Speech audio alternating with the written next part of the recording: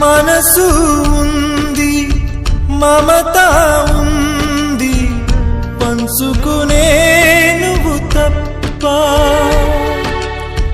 ఊపిరి ఉంది, ఆయువు ఉంది, ఉండాలనే ఆశ తప్ప.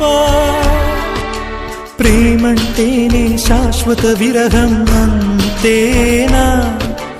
ప్రేమిస్తేనే సుదీర్ఘ నరకం నిజమేనా?